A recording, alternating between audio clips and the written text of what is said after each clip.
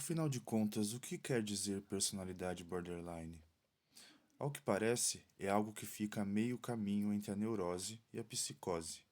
Um psiquismo fraturado, mas não desmontado. Muito embora seja, aspas, o nome dado às pessoas cujo estilo de vida incomoda os outros, fecha aspas, nas palavras do meu psiquiatra pós-Melvin. Ele pode dizer isso, pois é médico. Se eu disser, quem vai acreditar em mim? Um analista que conheço há anos disse: Freud e seus seguidores acreditavam que todas as pessoas fossem histéricas. Depois, nos anos 1950, elas passaram a ser psiconeuróticas. Hoje em dia, todo mundo tem personalidade borderline. Esse aqui é um trecho de Garota Interrompida, da Susanna Kaysen. É um livro que foi lançado originalmente em 1993, nos Estados Unidos, e ele vai contar pensamentos, ideias, relatos da Susanna Kaysen no período em que ela ficou internada num hospital psiquiátrico. Isso lá no final dos anos 1960. A Susanna tinha acabado de se formar no ensino médio e estava naquele período da vida em que, teoricamente, é necessário fazer escolhas, né? Ir para a universidade, trabalhar, formar família, uma ingressão na vida adulta segundo alguns parâmetros da nossa sociedade capitalista, claro. A gente está falando de um período, final dos anos de 1960, muito movimentado, muito perturbado, muito eufórico, quando a gente pensa nas revoluções, nas tentativas de revoluções que estavam acontecendo ao redor do mundo.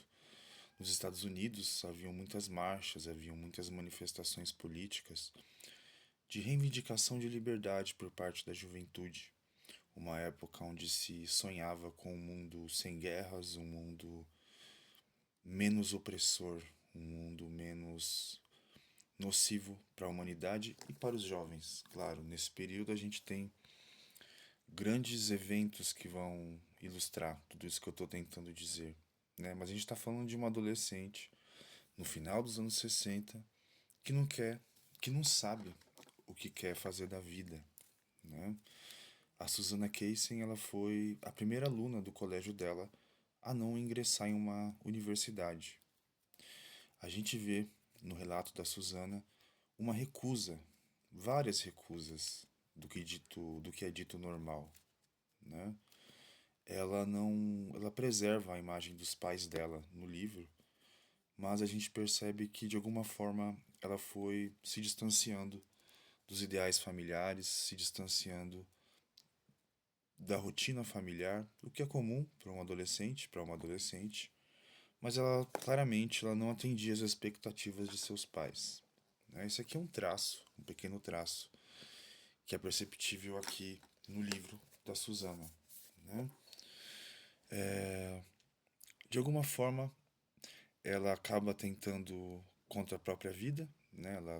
Tem uma tentativa de suicídio, que depois ela descreve aqui que não foi necessariamente uma tentativa de se autoanular, mas anular um certo sofrimento, né? Uma parte dela que sofria. Depois disso, ela é mandada para um psiquiatra, que aparentemente é conhecido dos pais dela, e durante uma conversa muito superficial e muito sugestiva por parte do psiquiatra, decide-se de que ela precisa passar um tempo num hospital psiquiátrico, né? A Susana já tinha 18 anos, ela não reage a esse imperativo do psiquiatra de que ela deve se internar. Ela diz que estava muito cansada para pensar em recusar, e de alguma forma depois ela reflete que ali, dentro do hospital, acabava sendo acabou se tornando um lugar de proteção de um mundo caótico, conturbado, cheio de pressões. A Susana aqui ela vai relatar a sua convivência com as outras internas, muitas delas com semelhanças em relação a Susana, todas adolescentes indo para a fase adulta, todas mulheres muito jovens, né, a maioria delas. E a Susana faz essa reflexão, né, a respeito do que é a loucura. Será que ela realmente estava louca? Será que o que a fez se enlouquecer, né? E a Suzana ela recebe um diagnóstico de transtorno personalidade borderline. No trecho que eu li agora há pouco, ela está questionando esse diagnóstico, né? Depois de 25 anos da internação dela, do diagnóstico dela, ela tem acesso aos relatórios, aos prontuários, e ela faz essa crítica, né? O que leva uma pessoa a ser considerada louca, o que leva, né? Quem está nomeando essa pessoa louca, né? De que tipo de cenário político, familiar, institucional essa pessoa está participando ou deixando de participar em alguma medida, né? Ela pega características do transtorno de personalidade borderline e passa a questionar, mas será que isso não faz parte também de forma esperada, até natural, né, de um comportamento adolescente, a indecisão, a vulnerabilidade quanto às emoções, né? Tem um ponto interessante que ela fala sobre o que é visto como imoral para a sociedade, né? Uma das características do transtorno borderline, ele condiz com a ideia de que a pessoa passa a ter relações promíscuas, né? Mudar constantemente de parceiros. E a Suzana ela questiona isso, né? Inclusive linkando com a ideia de que a maioria das pessoas que são diagnosticadas com transtorno borderline são mulheres, na sua grande maioria, né? Ela traz aí um recorte de gênero que não dá para ignorar, né? Ainda mais colado com a ideia da promiscuidade, né? A Suzana questiona com quantos caras com quantas mulheres e pessoas, enfim, um cara precisa sair, transar para ser considerado promíscuo, né? Será que mais de 100, 200, né? E uma mulher, uma garota, 10 caras, 7 caras, né? A gente tem uma visão que está linkada com uma visão machista, né? Com uma visão sexista do que deve uma mulher fazer, como deve ser, com quantos parceiros ela deve interagir durante sua vida, né? Então a Suzana questiona, né? Dentro desse padrão diagnóstico, desse conjunto de sintomas que formam o transtorno de personalidade borderline, né? É interessante colocar aqui que o transtorno de personalidade borderline, assim como todos os transtornos, todos os diagnósticos, eles partem de uma visão psiquiátrica, né? Ele parte da psiquiatria. Existe o DSM, né? O Manual Diagnóstico Norte-Americano, que ele serve como base estrutural para todos os diagnósticos do mundo inteiro, vamos dizer assim, né? Primeiro que a gente está falando de uma visão norte-americana do sujeito. É claro que sujeitos, pessoas, são sujeitos e pessoas em todo o mundo, mas tem, obviamente, influências culturais, né? Que a gente não pode ignorar.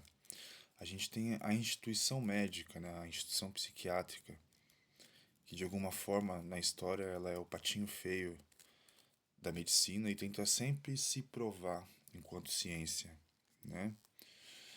E a gente tem que levar em consideração também que até o século passado, em algum momento, o DSM, esse manual diagnóstico, ele tinha muito como base a psicanálise, a psicodinâmica, né? Com o passar do tempo, hoje ele está mais alinhado com teorias de orientação cognitivo-comportamental, né? Então a gente tem mudanças que a gente não deve ignorar, né? Para a gente tentar entender o que é um diagnóstico. Ele parte de uma visão, ele tem uma função, ele não precisa ser ignorado, né? Mas ele não pode fechar e limitar o sujeito com um carimbo, né? Você é um borderline, você é um bipolar, você é um ansioso, é um TDAH. Veja como é estranha essa frase, né? Você é borderline, né? Na verdade, você não é borderline, você não é TDAH, você não é, né? Isso é uma característica da sua personalidade, do seu modo de funcionar. Ele, o diagnóstico, ele pode servir como um mapa, Ele pode ser válido, ele pode ser útil, sem dúvida. Por parte do sujeito que é diagnosticado, ele dá uma certa segurança, talvez, ele pode dar uma certa segurança no sentido de encontrei algo para nomear o que eu sinto, as minhas dificuldades. Isso é importante também, né? Mas existe o perigo de você, da pessoa diagnosticada, incorporar esse diagnóstico e se limitar e se reduzir a ele, né? Impedindo que se pense melhor a respeito do eu, do sujeito eu, que sim, foi diagnosticado, recebe esse significante transtorno X, mas que ainda é um sujeito, ainda é uma pessoa com muito mais amplitude dentro da sua narrativa, da sua história, enfim, né? Então a Suzana, ela traz um pouco disso, né? Ela questiona esse diagnóstico 25 anos depois, né, quando ela escreve esse livro, em 1993. E é um das lições, talvez, não sei se lições é uma palavra legal, eu não gosto tanto nesse sentido, mas talvez seja uma das lições interessantes desse livro aqui, que é trazer a importância de questionar a fundo o diagnóstico que às vezes é atribuído ao sujeito, né? Porque tem essa dupla face, né? O diagnóstico ele nomeia, ele me localiza no meu sofrimento, na minha vida, mas também ele pode me alienar, né? Ele me alienar ao significante transtorno X, né? Aproveitando essa ideia, no trabalho psicanalítico, psicodinâmico, nós analistas, terapeutas, a gente busca tratar o sujeito que fala, o sujeito que diz, né? A gente não está tratando ali o diagnóstico, né? O diagnóstico pode ajudar a orientar em alguns casos, mas pode atrapalhar também. Eu acho que isso é importante ser dito, né? Esse livro aqui, ele ganhou uma adaptação para o cinema em 1999, inclusive ganhou um Oscar de melhor atriz coadjuvante para Angelina Jolie, que aqui faz a Lisa. Ela é diagnosticada como personalidade antissocial, uma sociopata. E o, eu conheci primeiro o filme, né, no início dos anos 2000, e já era um dos meus filmes favoritos, né? E em 2014, no meu segundo ano de formação em psicologia, o professor Cláudio Kobianchi, ele indicou alguns livros e filmes, e entre eles estava o livro e o filme de Garota Interrompida, e eu li pela primeira vez em 2014. Acho que reli agora recentemente pela quarta vez, talvez. E é interessante como a gente muda a nossa perspectiva com o passar dos anos e a gente lê de uma outra forma. Por isso que é interessante reler livros que você gosta, né? Eu acho que é interessante. E eu tinha muito carinho pelo filme, eu tenho ainda, né? Eu gostava mais do filme do que do livro, mas passei a gostar mais do livro. O filme, ele. Claro, tem atuações, tem uma atmosfera muito melancólica, muito. Por vezes melodramática, né? Se comparado à escolha narrativa do livro. Mas ele tem seu valor, logicamente, né? Claro que ele tem por ser uma adaptação cinematográfica, ele vai sofrer alterações no seu formato, na sua linguagem, né? Tanto que no livro não existe uma narrativa linear de começo, meio e fim. A Suzana ela vai pegando temas, ela seleciona temas e vai falando sobre eles, né? Da sua experiência enquanto interna de um hospital psiquiátrico, né? Da rotina dela, das outras garotas que acaba sendo suas amigas, se tornando suas amigas, né? Tem personagens muito interessantes. No filme a gente vê muito isso, né? Tem um elenco de peso, aliás. A gente tem a Susanna Kaysen, que ela é interpretada pela Winona Ryder, que é uma das produtoras do filme, inclusive. A Angelina Jolie faz a Lisa, a Brittany Murphy faz a Daisy, a gente tem a Whoopi Goldberg, a gente tem o Jared Leto, a gente tem grandes nomes, né? E personagens carismáticos. Só que a própria Susanna Kaysen, a autora do livro, ela já disse que não gosta tanto do filme assim. Como eu disse, eu acho que é válido também. Ele tem uma carga mais melodramática. E o que me incomoda hoje, revendo o filme, é que me parece que existe um certo viés moralista, sabe? No sentido de como a Suzana é tratada pela médica, principalmente, né? Ela dá uma lição de moral nela. E uma cena em que a Whoopi Goldberg, que faz uma das enfermeiras, a Valerie, ela também dá um fecho ali na Suzana, resumindo, dizendo que ela estava se fazendo de louca, né? Jogando a vida fora, né? E a Suzana, nesse sentido aqui no livro, não existe esse tipo de abordagem. Pelo contrário, ela reconhece que alguns profissionais tiveram importância no tratamento dela, mas ela faz críticas muito pertinentes, né? Tanto à internação, quanto à ideia de loucura, quanto à psicanálise. Enfim, é um livro muito rico e vale muito a pena ler. O título dele, Garota Interrompida, eu acho muito interessante essa brincadeira que faz aqui com o título, né? O garoto ele é interrompido por uma vírgula, né? Brincando já com essa ideia da vida interrompida, né? O significante aqui, garota interrompida, também é interrompido, né? Vejam bem, uma menina de 18 anos que, de certa forma, perde, né? Sua vida é interrompida, sua liberdade é interrompida nesse período de internação, né?